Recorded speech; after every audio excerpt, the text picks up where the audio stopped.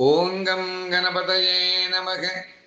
శివాయ గురవే నమః. శ్రీ గురుదత్తాత్రేయాయ నమః. ఆదౌ బ్రహ్మా మధ్యే విష్ణుః అంతే దేవः సదాశివః.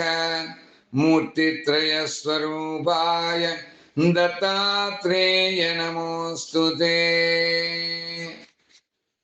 మనము ఈ 9వ రోజున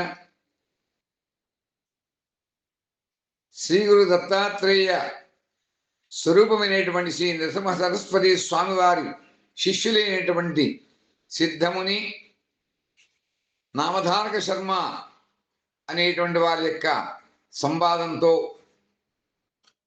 కలియుగంలో మరుడి అవతారంగా చెప్పబడేటువంటి శ్రీపాద శ్రీవల్లభ స్వామి మరియు శ్రీ రెండవ దత్తావతారమైనటువంటి శ్రీ గానగాపూర్ గురు మహారాజ్ శ్రీ నృసింహ సరస్వతి గురు మహారాజుకి అని పిలవడేటువంటి సంపూర్ణమైనటువంటి గురుస్వరూపుడైనటువంటి శ్రీ గురు దత్తాత్రేయుల వారి యొక్క చరిత్రలను ఈ రోజున మనం శ్రీ వాసుదేవానంద సరస్వతి స్వామి వారు అనగా టెంబే స్వామి వారు రచించినటువంటి శ్రీ గురు చరిత కథాసార సంగ్రహం ఆధారంగా మనం ఈ 9వ రోజున ఆ కథని తెలుసుకుంటున్నాం. అలా శ్రీపాద శ్రీవల్లభ స్వామి వారు 8వ అధ్యాయంలో చెప్పినట్టుగా ప్రదోష కాలార్చన చెప్పారు. మరలా ఇంకొక కథను మనం తెలుసుకుంటున్నాం ఈ రోజున స్వామివారు చెప్పినటువంటి విధంగా. అలా శ్రీపాద శ్రీవల్లభ స్వామి కురుపురంలో ఉంటూ ఉండేటువంటి కాలంలో ఒక చాకలివాడు ప్రతిరోజు కూడా స్వామి కోసం స్నానానికి కృష్ణానదికి వచ్చేటప్పుడు నమస్కరిస్తూ ఉండేవారు. స్వామివారు అలా కృష్ణానదిలో స్నానం చేయడం కోసం వెళ్తూ ఉంటే ఆ చాకలి అనే వాడు ఆ స్వామివారికి భక్తి శ్రద్ధలతో నమస్కరించేటువంటి వారు. అలా కొన్ని రోజులు జరిగింది. ప్రతినిత్యము కూడా స్వామివారికి, అందుకనే మనం అందరం కూడా నిత్య జీవితంలో మహాత్ములకి భక్తి శ్రద్ధతో నమస్కరించాలి. అలా చేసినట్లయితే వారికి మన మీద ఏదో రోజు దయ రాకపోదు, ఏదో ఒక మంచి మాట చెప్పకపోరు. అందుచేత మహాత్ములకి దర్శనం స్పర్శనం పాదస్పర్శనం కనుక చేసి వారు చెప్పేటువంటి మంచి మాటలు మనం విన్నామా, ఏదో ఒక రోజు మనకి ఉపాయం చెబుతారు వారు. మన కర్మ తొలగిపోయేటువంటి ప్రారంధ కర్మ తొలగిపోవడానికి ఏదో ఒకటి. అందుకని గురు బ్రహ్మ గురుర్ విష్ణు గురుర్దేవో మహేశ్వర గురు సాక్షాత్ పరబ్రహ్మ తస్మై శ్రీ గురవే నమః. అందుకనే మహాత్ముల యొక్క సత్సాంగత్యం వినాలి, వారి యొక్క సత్సంగంలో మనం ఉండాలి, సత్పురుషుల మధ్య మనం ఉండాలి. వారికి ఎప్పుడు మనస్సులో మన మీద దయ కలుగుతుందో తెలియదు కదా. అలాగే ఈ చాకలివాడి ఎంత భక్తి శ్రద్ధలతో వారు కృష్ణానదికి వెళ్ళి స్నానం చేస్తూ ఉంటే ఎంతో భక్తి శ్రద్ధలతో నమస్కారం చేశాడు. అప్పుడు కలిగినటువంటి ఆ యొక్క కరుణ చూడండి. ఇప్పుడు అలా స్వామివారు ప్రసన్నులయ్యారు. ఒక రోజుని, నువ్వు రాజభోగాలు అనుభవిస్తావయ్యా అని ఆ చాకలివాడికి, ఆ రజకుడికి వరమిచ్చారు స్వామి. సాక్షాత్తు దత్తాత్రేయుడు గురు స్వరూపులైనటువంటి శ్రీపాద శ్రీవల్లభ స్వామి వారే ఆ యొక్క ఆశీర్వాదాన్ని ఇచ్చారు ఆ రజకుడికి. అది మొదలు కూడా ఆ రజకుడు సంసారాన్ని త్యజించాడు. శ్రీపాద శ్రీవల్లభ స్వామి వారికి శిష్యుడిగా మారిపోయి భక్తి శ్రద్ధలతో తదేకమైనటువంటి నిష్ఠతో సేవిస్తూ ఉన్నాడు. అలా అతని జీవితాన్ని శ్రీగురి యొక్క సేవలో మలుచుకున్నాడు. అతని హృదయాన్ని తట్టి లేపింది స్వామివారి యొక్క ఆశీర్వచనం. అది మహాత్ముల యొక్క సంబోధన అలా ఉంటుంది. శక్తిపాతం కదా. ఒక్క మాట, ఒక చూపు, ఒక స్పర్శ, ఒక గురువు గారు ఇలా చూశారంటే ఒక్క మాట చాలు, ఒక స్పర్శ చాలు. ఒక శక్తితో వారి మనస్సులు ఉంచేటువంటి వారి మనస్సులో మనం వెళ్ళామా మనకి ఎంతో చక్కటి మేలు కలుగుతుంది. అది అదృష్టం. అంటే ఇప్పుడు ఆ రజకుడికి పట్టింది అదృష్టం. అలా అతడు భక్తిగా వారి యొక్క సేవలో నిమగ్నుడయ్యాడు. నిద్ర లేవగానే అతడు మఠానికి వచ్చాడు.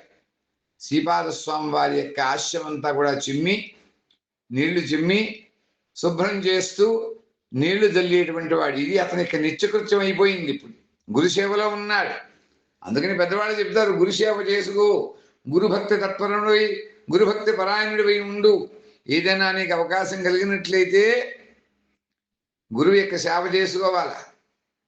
దేవాలయకి మెట్లు కడుగుతూ ఉంటారు కొంతమంది, అదొక సేవ. మనం అటువంటి క్షేత్రములలో గురువులకి క్షేత్రాలకి చేస్తూ ఉంటే ఏదో ఒక రోజు మంచి కలుగుతుంది మనకి. అదే ఇప్పుడు చెబుతున్నా. తర్వాత గుడ్డలు ఉతకడానికి వెళ్ళేటువంటి వాడు, అతని నిత్యకృత్యం అలా ఉన్నది. స్వామివారి యొక్క సేవ చేసుకుంటున్నాడు, అతని నిత్యకృత్యములు కూడా ఆచరిస్తూ ఉన్నాడు. అతనికి వృత్తి అదే కాబట్టి అతను వృత్తిని మానకుండా గురుసేవ చేసుకుంటూ ఉన్నాడు అని చెబుతోంది. అలా వసంతకాలంలో ఒక రోజున ఒక యవన రాజు అంతఃపురంలో స్త్రీలతో సైతంగా వచ్చాడు అక్కడికి. ఆ నదిలో జలక్రియలు ఆడుతుంటే ఆ దృశ్యమంతా కూడా ఈ శాఖలు వాడు చూశాడు. చూసి ఆ వైభవానంతా కూడా తన కళ్ళతో చూశాడు. అప్పుడు అతని మనస్సు చలించింది. విచారవదనుడై అతడు శ్రీపాదుల వారికి దర్శనానికి వచ్చి భక్తిభావంతో ఆయనకి సాష్టాంగ నమస్కారం చేశాడు. అప్పుడు స్వామివారు అంటున్నారు, అతనికి దీన వదనం చూచి అతను కలిగినటువంటి మనస్సులో కోరికను గ్రహించారు స్వామి, ఆ దత్తస్వామి శ్రీపాద శ్రీవల్లభ శ్రీ గురుస్వామి వారు.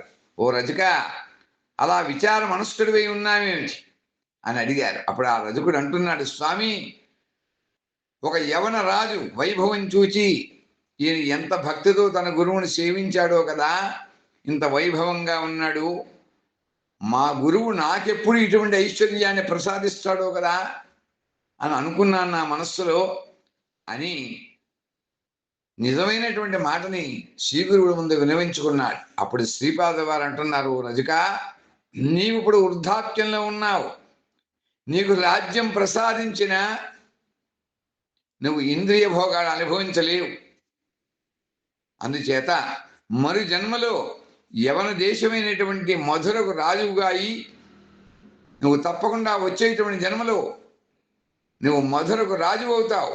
అప్పుడు నువ్వు సుఖిస్తావు, భోగ భాగ్యాన్ని కూడా అనుభవిస్తావు అని శ్రీగురుడు ఆశీర్వదించారు.